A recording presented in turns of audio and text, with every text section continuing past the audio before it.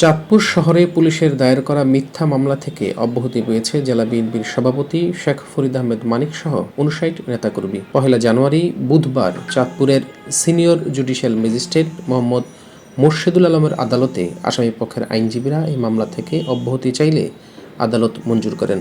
অব্যাহতি পাওয়া আসামিরা সবাই যুবদল, ছাত্রদল সহ বিএনপির সহযোগী সংগঠনের নেতাকর্মী।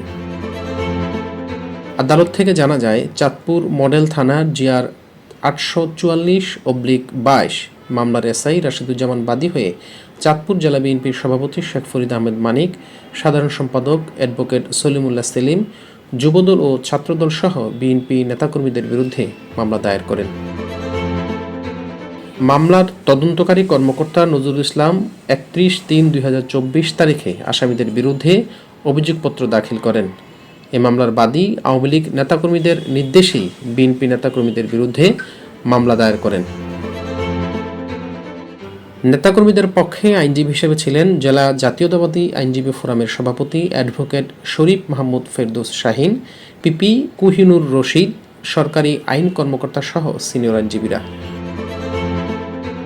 আসামিপক্ষের আইনজীবী অ্যাডভোকেট শরীফ মাহমুদ ফেরদৌস শাহীন বলেন, মিথ্যা তথ্য দিয়ে বিএনপি নেতাকর্মীদের বিরুদ্ধে এই মামলা দায়ের করা হয়েছিল। আজ বিজ্ঞ আদালত সকল আসামিদেরকে এই মামলা থেকে অব্যাহতি দিয়েছেন।